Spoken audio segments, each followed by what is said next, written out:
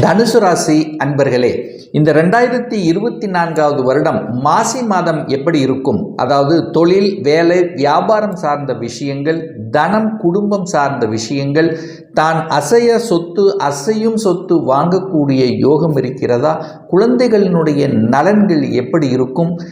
வெளிநாட்டு வாழ்க்கை அமையுமா? இப்படி எல்லா விஷயத்தையும் செக்மெண்ட் வைஸாக நம்ம பார்க்கலாம். முதலில் உங்களுடைய எண்ண ஓட்டங்கள், மனநிலை எப்படி இருக்குன்னு பார்க்கும் பொழுது, உங்கள் ராசிநாதன் என்று சொல்லக்கூடிய குரு பகவான் 5ஆம் இடமான பூர்வ புண்ணியஸ்தானம் பஞ்சமஸ்தானத்தில் அமர்ந்து கொண்டு உங்கள் ராசியை பார்ப்பது உங்களுக்கு அனைத்து விதத்திலும் மேன்மை. தொட்டது துளங்கக்கூடிய ஒரு நல்ல மாதமாக, ஒரு வெற்றி மாதமாக உங்களுக்கு அமைகிறது.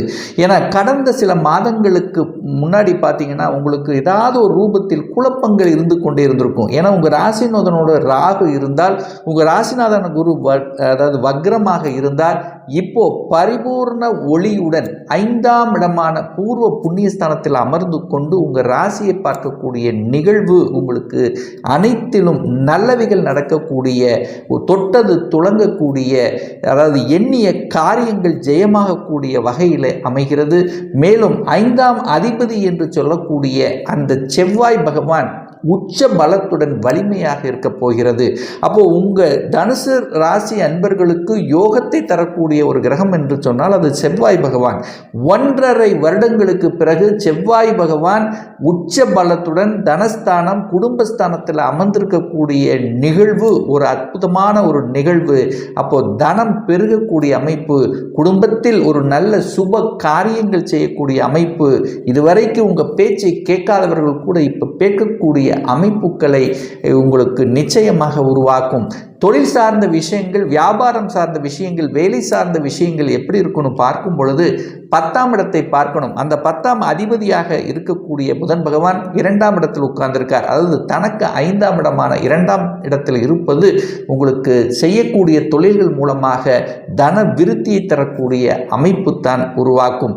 அதே சமயத்தில் பார்த்தீங்கன்னா இந்த மாதம், அதாவது இந்த மாசி மாதம் 8ஆம் தேதி என்று, அதாவது பிப்ரவரி மாதம் 20ஆம் தேதி என்று புதன் பகவான் கும்பமனைக்கு சென்று அமர இருக்கிறார்.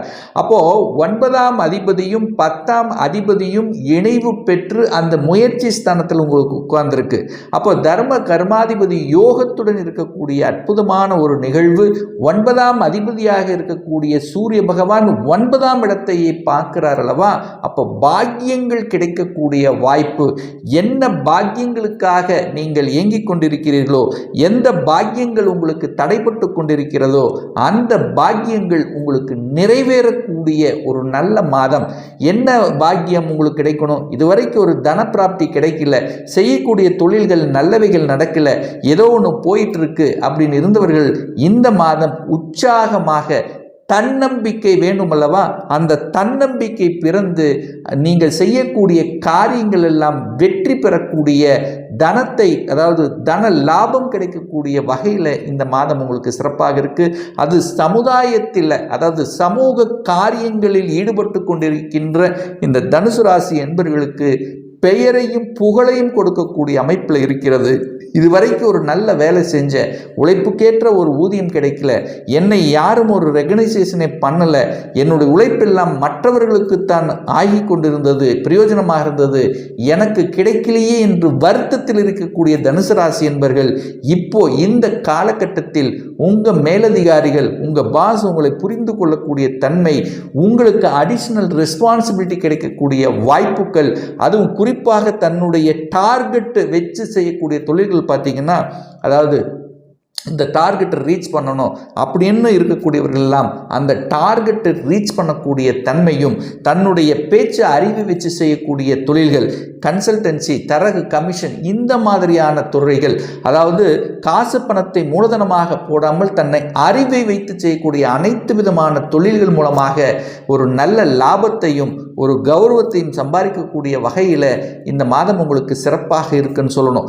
3ஆம் இடத்துல உபஜயஸ்தானம் என்று சொல்லக்கூடிய 3ஆம் மூன்றாம் இடத்தில் சனி பகவான் இருப்பது நல்லது. 3லே சனி பகவான் ஆட்சி பலத்துடனும் மூலத்திரிகோண பலம் பெற்று வலிமையாக இருக்கக்கூடிய ஒரு காலகட்டம்.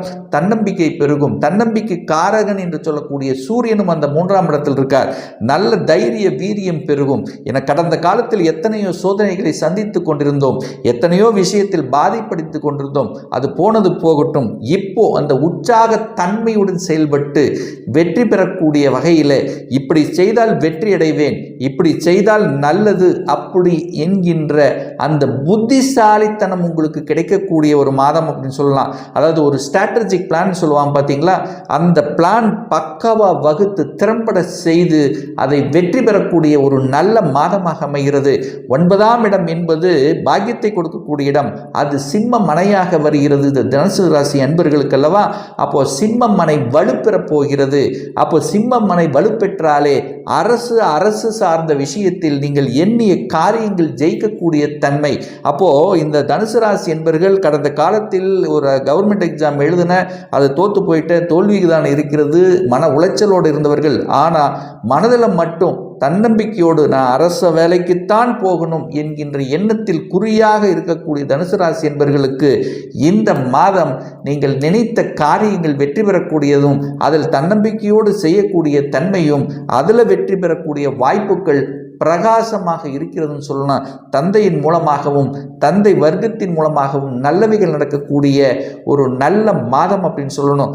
4ஆம் இடத்துல ராகு உட்கார்ந்துருக்கார்லவா, அந்த சுகஸ்தானத்தில் ராகு இருக்கிறதுனால தாயினுடைய உடல்நலத்தை மட்டும் கொஞ்சம் கவனத்தில் எடுத்துக்கணும். அதே சமயத்தில் சூரியனும் சனியோடு சேர்ந்திருக்கிறதுனால தாய் தந்தை உறவுகள் சார்ந்த விஷயத்தில் கொஞ்சம் விட்டு கொடுத்து கோபம் ஆக்ரோஷம் இல்லாமல் தாய் தந்தரை பார்த்துக்கணுங்கிறதையும் நீங்கள் ஆழமாக மனதில் பதிய வைத்துக் கொள்ளுங்கள்.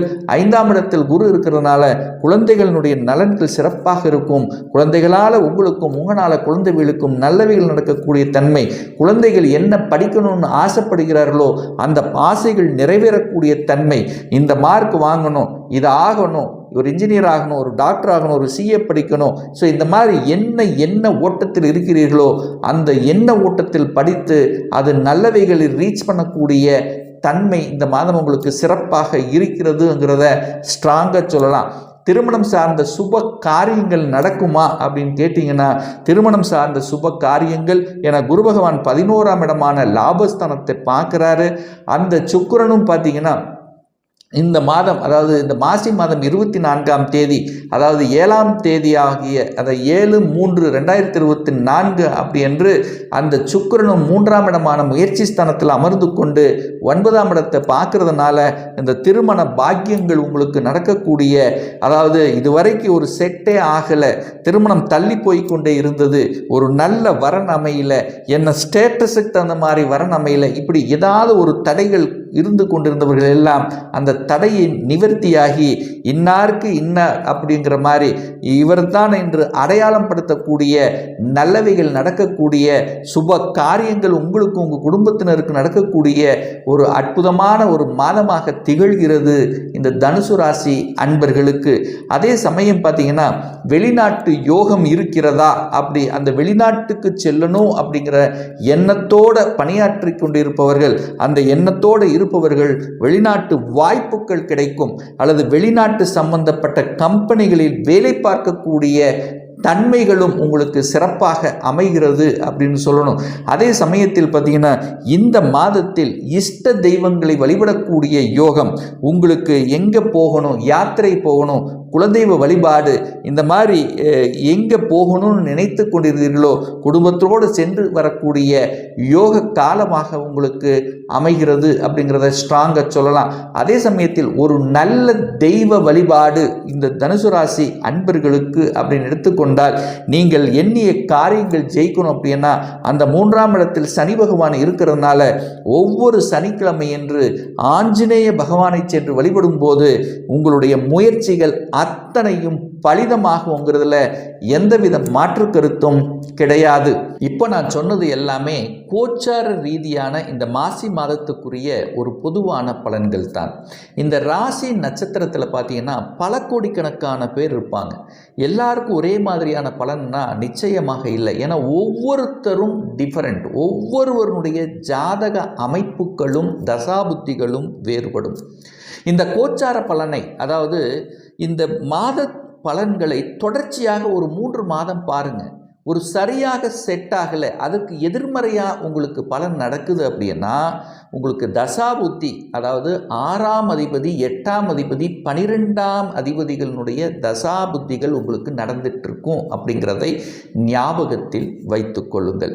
ஒரு சுய ஜாதகம் பார்க்கணும், அதாவது ஒரு துல்லியமான பலன் வேணும் அப்படின்னா உங்களுடைய சொந்த ஜாதகம், சுய ஜாதகத்தில் கிரகங்கள் எப்படி இருக்குது, என்ன மாதிரியான ஆதிபத்தியம், எந்த டிகிரியில் இருக்குது, இப்போ என்ன தசா புத்தி அந்தரம் சூட்சம் நடக்கிறது என்பதை பார்த்து நீங்கள் கேட்கக்கூடிய எந்த கேள்வியாக இருந்தாலும், அதாவது இந்த 2024 நான் ஒரு சொந்த தொழில் செய்யணும்னு ஆசைப்படுறேன், அதற்கான விதி கொடுப்பினை நம்முடைய ஜாதகத்தில் இருக்கா, அப்படி இருந்தால் எப்போ நம்ம சொந்த தொழிலை ஆரம்பிக்கலாம், திருமணம் தள்ளி போய்கொண்டே இருக்கு, எப்போ தான் எனக்கு திருமணம் நடக்கும், எப்போ நான் வீடு கட்டுவேன், எப்போ தான் குழந்தை பாக்கியம் எனக்கு கிடைக்கும், நான் ஒரு தொழில் இருக்க அல்லது ஒரு வேலையில் இருக்க எப்போ மாறலாம், எப்போ நமக்கு ப்ரமோஷன் கிடைக்கும், இது போன்ற கேள்விகளுக்கு துல்லியமான பதிலை நம்மால் கூற முடியும்.